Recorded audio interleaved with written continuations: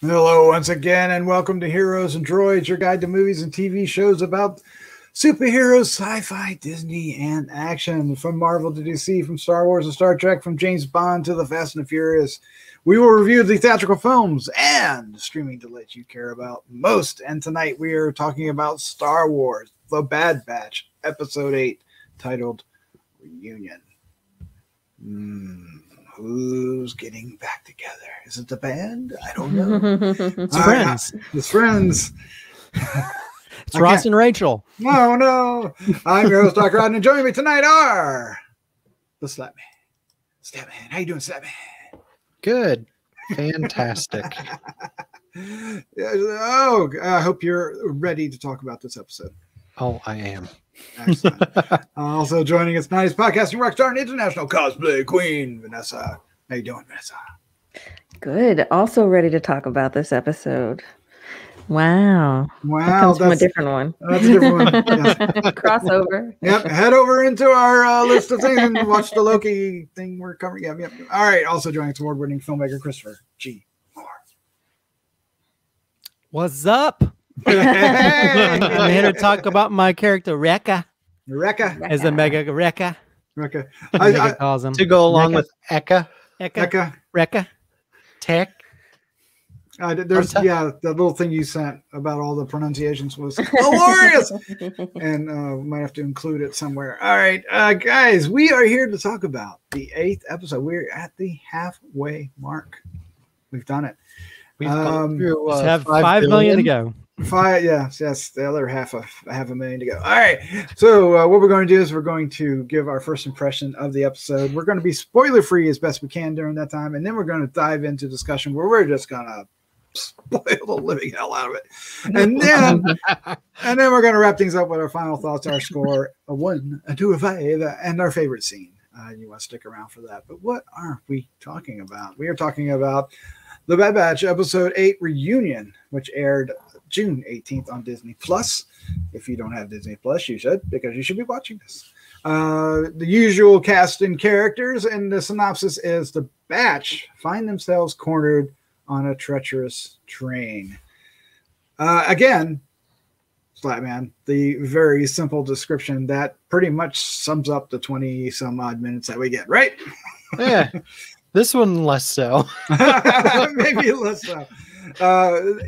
So give us a first impression now. Of course, this takes place immediately after the last episode. They're still on the junk planet, for lack of a better word. I think there's an actual name for the planet that I've forgotten. Baraka. And the result of that call to the Empire takes place, and that's what this episode is about, really. But Slattman, what is your first impression of episode 8? To cross over from Loki. Wow. There we go. It's excellent. For being a direct, like, not just like another mission, but a direct sequel, like to last week's episode. It's amazing. It hits the ground running, and does it sprint, and it's so tense, and there's so many. There's still so many great payoffs with our characters, and I love how Omega is just a part of the team. And we've been talking about how over the last like 7 episodes now, she's slowly been incorporating more and more. But this one, it's just straight up like, how are we going to do this? I don't know. You do. Oh, here's the idea. You guys go here. Omega, you're with me. Let's go execute the plan. No hesitation. Just a part of the group. Just does her part. This character has come a long way, and even at the very end, her actions, I feel like, just show how much she's grown. Even if it didn't work out for the best for her. Yeah, we have our. Well, I can't say it. Yeah. But there is a moment where I think it's not Echo, it's Tech that says, that he needs her on the bridge help him. Just like that, just like as if she is a part of the team. So Yeah. which is perfect. Yeah, I loved it, and holy crap, what a reveal! I'll just leave it at that until we get to spoiler town. But there's a spoiler town. There's a fun reveal. All right, up next is Vanessa. What was your first impression of the Bad Batch episode 8? Yeah, definitely a part 2 to last week, and matched the intensity of the last one as well. This was another tense episode where they're basically trying to get away the whole time, trying to get off of Braca the whole time. And that's intense to see what they're having to deal with, who they're having to deal with, who is this reunion between that they're alluding to. I think we all know. So much happened in this, just developmental wise, between our Bad Batch. They're trying to find their place, in this new world, in this new universe. Whose side are they on? What is their purpose? What is their mission? Who are they anymore? And I find it really interesting that they can work in these really sophisticated, dramatic conversations while they're trying to break out of the most incredible places. And the way they show the scenery in this, the way they depict scale is really incredible too. I'm trying so hard not to spoil anything. I feel like I'm tripping over my words because there's so much to be said about this episode. And how much it's really just how much growth it offered, surprisingly, around everyone. And yeah, that's all I'm going to say, because there's a lot more I want to say that I can't. You'll be able to very shortly. All right, Christopher G. Moore, you're up next. I didn't think, an episode right after the last one could top it, but this does. I mean, this show I think it's found its stride when it comes to delivering a great story as well as some great action sequences that keep you on your toes. And I without any kind of spoilery thing, I will say they should have titled this episode "Empire Strikes Batch." Is what it should have been called. But yeah, there's some really great moments in this. Sure, we get this sort of a reunion with a certain character, but you also get a meeting with a new. So there's like so many great moments that really stood out in this episode that, I'm like, how are they going to get out of this? Or, what's going to happen next? Like, and then they sort of leave it to where like, oh God, I want to see what happens. Friday can't get here fast enough to find out what happens next. So yeah. And I think, as someone that was not a big fan of Omega in the beginning, she's definitely grown on me, and not in a rash way, but in a good way, to where she feels like she's a part of that group. And I think I feel like there's certain things that you see her learning that you're like, I feel that's going to come in handy later on. I don't know about you guys, but yeah, I thought this was a standout episode. To me, now this is my favorite episode of the series so far. Until next week. Yeah. Until next week. Next batch channel. Next batch channel. Next batch channel. I'm not going to be able to do that more than once. Same batch time. All right. I had a great time with this as well. It certainly was action packed and had but yet still had character development. Still had reinforced the relationships between our characters. We got to see Wrecker fully back to form, sense of humor and everything in place. Which was great. And the scenes, the early scenes between him and Omega are wonderful as usual. And just the imagination of what they have to do to try to escape and what they set up and accomplish across the board. There's just some really fun things that you're seeing sides of areas of these cruisers that you never thought you would ever see, and used in a way that you never thought they could be used. And the way they're all rusting too, right? Like these big, huge, glorious ships, and they're literally rusting away under their feet. It's it's quite amazing to watch and look at. And then of course there's actual stakes and things ramp up and get dire. We get that the classic, cliffhanger kind of moment at the end. Oh no, what are we going to do now?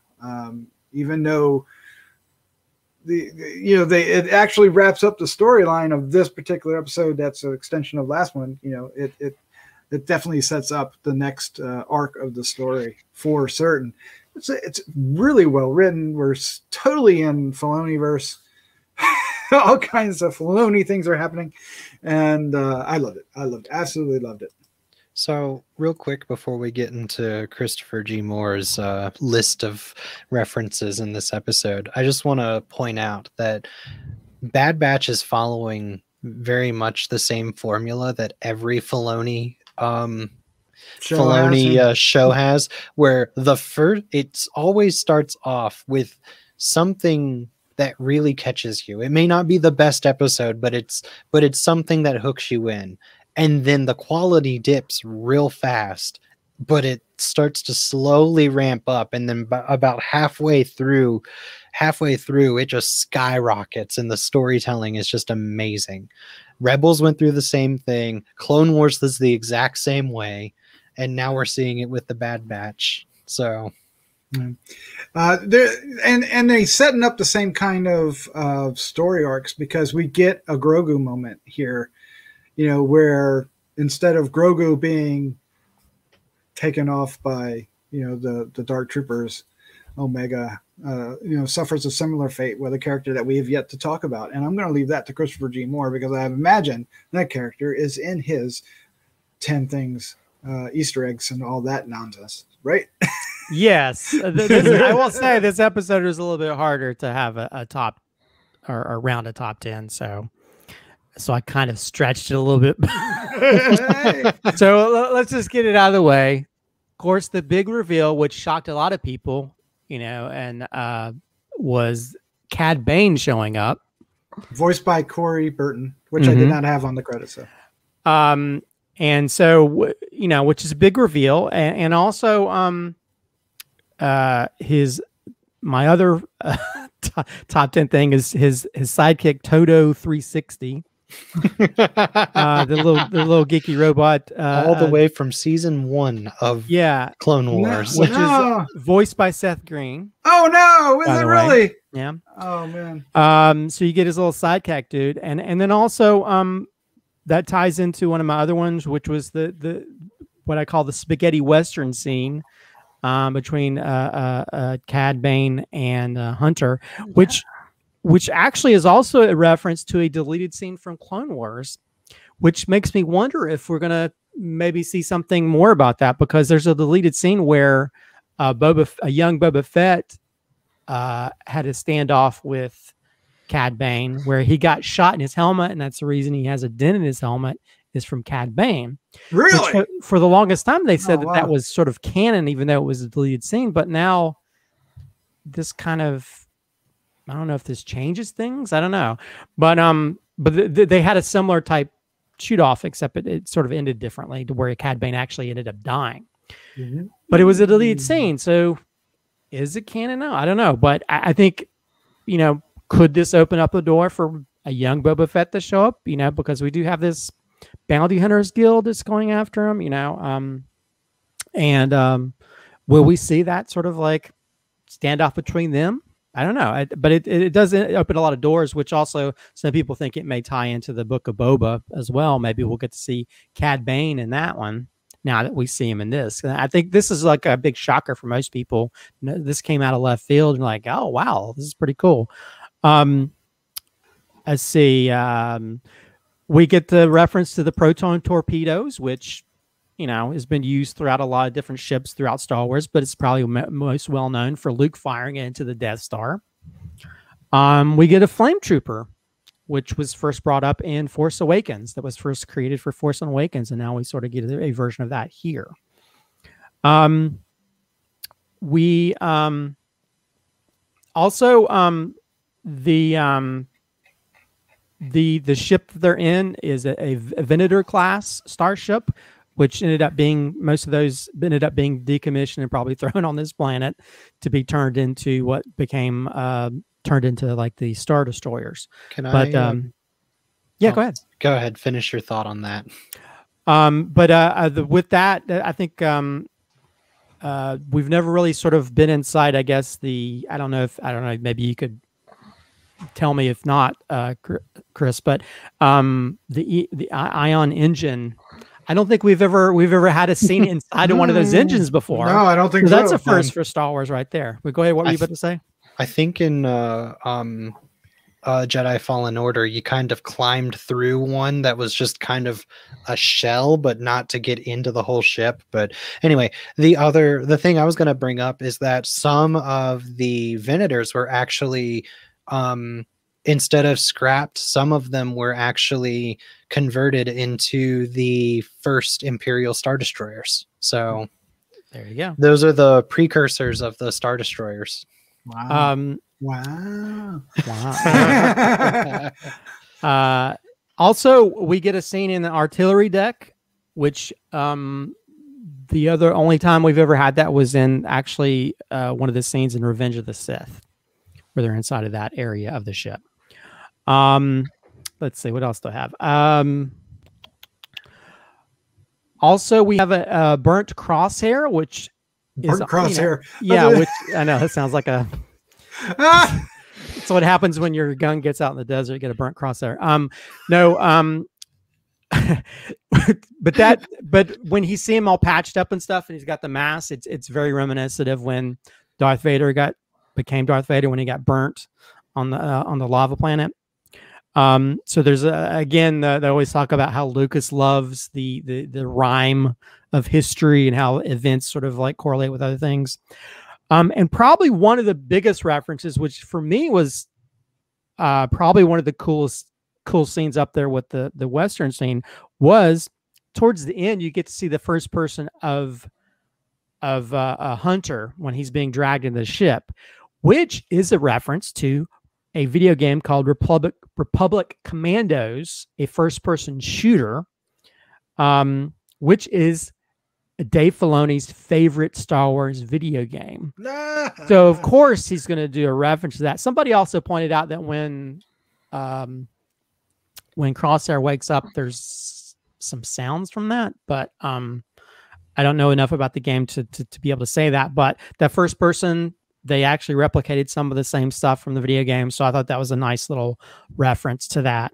That's my 10, but I did want to add one extra thing. This is the first time we've seen a Mega kill a human person or a regular person instead of a robot. So, and she kills them pretty fast. So that's, I was like, wow, Mega's doesn't have any kind of thoughts about it now. No emotions about that. She just kills that guy right off the bat. Her training is coming through. Mm-hmm. And we now know the long neckians are the ones that are hiring the yes, the long neckians. That should be canon.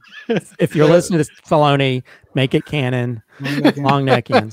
They're the ones that are hiring the bounty hunters.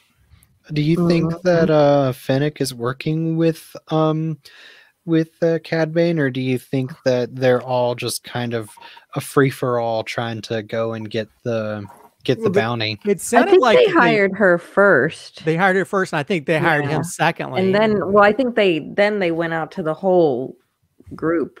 I don't know if it's necessarily just Cad Bane. I think because the senator was like, I don't give a F. I want that girl. Yep. Kill the rest of them. Our contingency plan. Yeah. Although, do you think Crosshair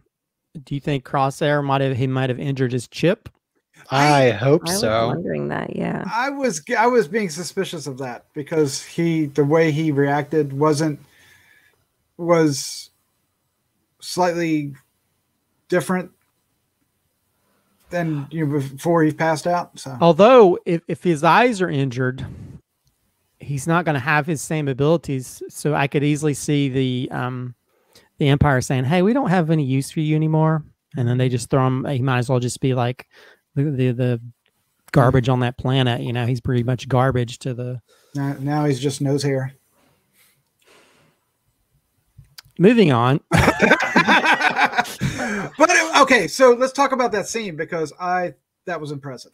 That the whole escape, the whole getting out of that. They're in a very Indiana Jones kind of whoopsie moment.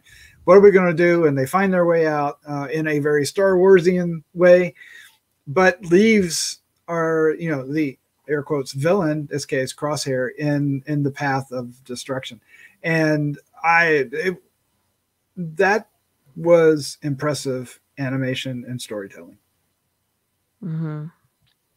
Yeah, I mean, like I the whole time I'm like, oh god, how are they gonna get out of this? I love it. I'm watching the animated show and I'm getting all stressed out about like how are they gonna survive this? What are they gonna do? Yeah. Really, what are they gonna do? And it's set up with some really lighthearted moments too beforehand, with Wrecker sliding down on the bombs and then Tech being like, well, it'd be more concerning if you had been in one. Yes. Yeah. I will say that he threw okay, so there's a lot of great Wrecker moments, and Christopher, I'm sure you're very happy about that, like finding all the munitions, especially the what are the torpedoes, the photon torpedoes. Yeah. And he takes one, he doesn't want anybody to touch it, he holds it like it's a big teddy bear, but he throws it. He throws the torpedo at one of the stormtroopers. Isn't that the greatest thing ever? Come on. Yeah. Along with that highly infectious laugh that he has. Well, and I don't know if this was. I had this sort of on my list, but I wasn't sure if this was a specific a mention or homage. But in the Star Wars trading card game, there is a card called Direct Hit. So I don't know if that was meant to be a reference to the trading card game, but we can say it is. But I will say it is. It's a fun coincidence, if not. Well, the trading card game is are generally direct references to something else in the movie, so that's probably what it was for. But so they just used the backdrop of being on this junk planet to their advantage for storytelling, and putting our characters in dire straits and making them fight to get out, and separating them up and having so we could set up this great moment where our characters have to face off the bounty hunter. And did anybody so what I'm trying to say here is, did anybody else think the character was dead? Yes. Did anybody else think Hector was a goner? Yeah, I did, absolutely, because they could do that. Well, and I think I mean, I hate thinking like that, but I almost felt like that last episode too. I feel like, I think characters can be killed off. Mm-hmm. Because these characters are disposable to this new world now in the Star Wars universe, so they could die, and that would be impetus for them to sort of like go after people, whatever. So there is that worry of that, but I also realize that their armor is much better than regular stormtrooper armor. Or Cad Bane didn't shoot to kill. Well, he got shot right in the chest, so I don't know if that, unless he knew that it wasn't going to kill him. Yeah, or like set the stun plus. Stun plus. It's not really his style. It's a subscription gun. Okay. So I don't know much about that character because I guess I missed him in the other show. So for those like me who don't know who this is, Slattman, step in and fill in the blanks for this character that shows up at the end of the episode. Well, he's a bounty hunter. He doesn't give an F about anything other than that little robot, and even then, I don't think he actually cares. He really only cares about himself and money and completing the job, and he has taken on jobs like bombing the Republic Senate building. He has taken on jobs like breaking a hut out of jail. He's a crazy wacky character. He's a fan favorite. People love him, and he is very talented, enough to go toe to toe with Obi-Wan and live. So, yeah. So because I missed his appearances early in the episode, but okay. So the episodes that I have seen of Clone Wars and Rebels, this series seems similar, but yet it's tonally somewhat different. Am I imagining that, or Slattman, is there something to what I'm seeing? No, it's similar but different. I think a big part of it is that the other shows had like an emphasis on purpose, whether it be to win the war or to fight for the rebellion, but this one doesn't really have a purpose yet as much as it is just survive. So it seems a lot more desperate. It seems a lot more, well, for lack of better terms, it seems a lot more dark too. It does. Yeah. But Tech does second guess Wrecker, right? He says we should have went off with Rex. Yeah. But that's been building for a couple episodes now. Well, I mean, I guess that's also the big arc of this series is like, what is their purpose as the Bad Batch? You know, who are they fighting for? You know, what should be their main thing? Because now that they've sort of been disregarded, you know, what are they going to do? You know, they have to have a reasoning for why they do things. You know, I mean, you know. And surely, I mean, are they going to be just smugglers for the rest of their life after this? I mean, or are they going to fight for the rebellion? What are they going to do? And so I think that's what they're trying to figure out, you know, as a group, is like, where do we fit in? Exactly. And I think everybody can relate to that sometimes at some point in their lives, they've gone through something like that, whether you've lost a job or even just going from middle school to high school, you know, you have that same kind of, you know, things are changing. Where do I fit? Right. So I think it's smart in that way, because I think we can all apply our personal stories to what they're going through. Well, I think it's very appropriate that they had landed on Abraca, because that planet is all about repurposing stuff for other means. Interesting. You know, yeah. You know, and they're just as disregarded as those ships on the planet, and they have to figure out what is their new purpose as a group, you know, and I think another character that's going to fall into that soon is definitely Crosshair, because if he can't shoot straight anymore, he's pretty much useless to, you know, the Imperial forces, and they're trying to find any reason they can to get rid of him. Yep, and no long Neckians. And I think that's exactly, and I think that's how he might be. Find his way back to the Bad Batch, because they're the ones that will always be accepting of him when they're not trying to kill the kid. So I guess they're Kaminoans. I am glad we got to see that area again. That shot was pretty interesting. Am I the only one that got a villain from Die Hard feel when he was like, shoot the kid, shoot the glass? I don't know, for some reason. Oh my god, that's a great moment from the movie too. So, I'm gonna go run and watch that movie now.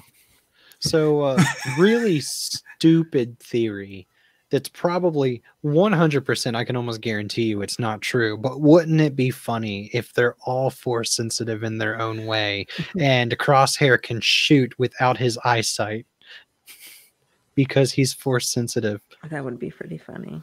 It would be similar to the the one guy from Rogue One. Yeah, the force is with me. Yeah.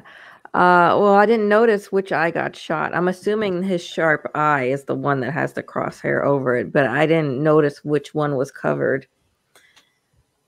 Well, I mean, they didn't say that his eyesight was bad. It's just he got no, burned I know real our bad. assumption, because that's what you think when it first hits him and he's going like this. That's the first thing I said. I was like, oh shit. Well, his eyes are red, so it's been affected somehow. I don't know if he'll heal from it, or maybe they'll turn him into like a. If they want to spend the money, maybe they'll turn him into like another Anakin, or they add like a cyborg guy. Darth Crosshair. Let's hope not. All right, let's go ahead and wrap this up. Let's give our final thoughts, our score, and favorite scene. Oh, this is going to be fun. If you are still watching and listening to this, we want to thank you for hanging out with us. We hope you're enjoying these reviews. Not only this one, but many others on the site, like we're covering Loki, if you caught that during this show, along with a lot of horror stuff. There's all kinds of things for you to check out. If you want to support us, it's easy and free to do. Hit the subscribe button or share with a friend. It does wonders. It does wonders for us, and we'd love to hear your comments. What theory are we missing? There's a lot that we're missing. Oh, yeah. I mean, there's only so much, right? That we can grasp our little minds. All right, let's go ahead. Let's wrap this up. Final thoughts, score, and favorite scene. Slattman, you are up first. I loved this episode. It's firing on all cylinders, unlike that Venator. Thank you. You're welcome. I love what this episode is doing. I love that we get that interaction with Crosshair again. The tension is so it's there's so much of it, and it's so great to be on them. I'm so excited to be on the edge of my seat for 22 minutes straight, basically, just like what's gonna happen, where's this going? I'm so happy that I'm at that point with this series, because this is excellent writing. This is excellent set pieces. This has excellent. This is just. It's hard to put into words how excellent this series is becoming. I wasn't using the word excellent. Yeah. I should probably stop using it, or else I'm going to wear it out.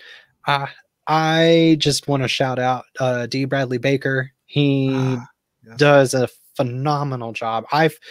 We haven't spent a whole lot of time with Crosshair because he hasn't been in a lot of these episodes, but I forgot how well he plays that character, and just how different he is while still having the same voice, for lack of better terms. Yeah, but the diction and everything about it's just amazing. It's excellent. And I love it. I'm gonna give this one another 5. And my favorite scene is the reveal of Cad Bane going into the hangar, seeing how all the clones are dead, thinking, oh, did Crosshair get here first? The tension is rising. And then you just see the boots, and it slowly rolls up, and you hear the voice right around the same time you see the face, and just what a reveal. What a great voice too. Mm-hmm. All right. I enjoyed that, and I didn't even know who that character was. All right, Vanessa, you're up next. We gotta go back and watch Clone Wars. I do. So that you can know. Yeah, this was a great episode. I'll just say it right now, it gets a 5 from me too, because it's so much. The character development, action, suspense, spaghetti western. What more could they fit into this freaking episode that encompasses so many genres that are all a part of this Star Wars universe? I just really, really love it so much. And I love how much attention to detail they're paying to the characters, and to characters that are from Clone Wars, or maybe characters we're going to see in other shows. I love it. I love every week that we get to see something new. I look forward to, and that's something that we didn't have for a long time until they started putting out these shows, right? Maybe starting back with Mandalorian actually gives us something to look forward to, viewing wise, every week, and I really like that. And it's so funny because we've come full circle, right? Used to be we only wanted to watch it right away, everything now, and now having to wait and having that suspense for the next one, and the next one kind of feels nice. So yeah, I'm honestly surprised at how much I'm enjoying it for being an animated series too. So they're doing a wonderful job. And my favorite scene is the spaghetti western scene right after our introduction to Cad Bane. That was just showing Omega kneeling down on the ground, then going to Hunter, then going to Cad, then going wide. Classic. All you needed was a tumbleweed and some wind and a whistle, and it would have been perfect. It would have been great. Yeah, going, so good. Yeah, so good. Loved it. All right, Christopher G. Moore, you're up next, sir. Let us have it. Yeah, I mean, this is my new favorite episode. I feel like I might as well just tape that and you can just play it every time from this point on. The way this show is going, I love this episode. It just kept me on the edge of my seat throughout, and it had all the great elements that make Star Wars what it is. Everything from great action to great humor to great characters. Although now I feel like for some reason Crosshair feels like he's the Alan Rickman of the group at this point, just the way his delivery is. It's so methodically Alan Rickman that now I just can't. I think just hearing him say like shoot the kid, I just felt like I just kept feeling very Alan Rickman-ish with that character. But yeah, and I love how it sort of ends, and just the great surprises. We've been wondering, where Crosshair has been all this time, and so now he gets to pop back up, and then we get, Cad Bane into the mix, and so it makes me wonder. It's like, I wonder if we'll have bounty hunters fighting for Omega so they can get their bounty, So maybe we'll run into Finnick again, or maybe even Boba Fett. I don't know. I mean, the sky's the limit. Or Bosker. Or Bosker. Boba's there. Bosk will be there. They're like attached to the hip. Who are? Boba and Bosk. Oh yes. Yeah, oh man, I'm excited about that. So, but yeah, it's got some really great moments. And yeah, it gets a 5 out of 5 for me. I hate saying this. I'll mention my favorite scene, and I'll mention my favorite Wrecker scene. How about that? Sure. My favorite scene is the end scene when they're dragging Hunter in, and it's the first person perspective. Nice. I was like, I really love that because you really got to be put into the shoes of it, like what he's seeing and reacting to, and just it made that ending like even more tense. Because you're kind of trapped within his helmet and you can't move. So I love that aspect of it. As for Wrecker, his direct hit thing. Yes. Oh my God. Yes. There's even though it's very violent, he throws a couple of stormtroopers over the edge. Yeah. And the first one, the way the guy screams, I laughed so hard because it was it wasn't like a Wilhelm scream. It was like, oh, it was something that just made it even funnier. And I was like, wow, why am I laughing at this guy throwing this guy over to his death? It's funny. They made it funny. But again, that's family entertainment. I was getting real RoboCop vibes. Oh, very much. Yeah. Visor scene. But I think it's very funny that like you have this proton torpedo that's usually just shot and it blows up Death Stars, and he just like boom, throws it like a football. All right, I'm going to keep this very quick. I love this episode. I've been enjoying the past animated series, Clone Wars. We talked about it here. I've been watching Rebels and I've been enjoying them. I love this one more. I don't know what it is about this one, but I really, really, really am into this series. I love these characters. I love what's happening. I love seeing the universe in transition. Because the Clone Wars aspect of it wasn't necessarily one of my favorite things of Star Wars. So even though the stories were good and it was handling in it, that's not my favorite era. And this is kind of easing into it and seeing that transition, I think is what I love. And then Rebels is next. This is definitely a 5 out of 5. This was absolutely perfect. And I want to go back and watch these 2 episodes back to back. I mean, there is a really specific split between the 2 because, we have Rex in the first half and then, without Rex in the second. So it's a, legitimately split thematically and story wise. So it's not, even though it's 2 pieces of a whole, it works.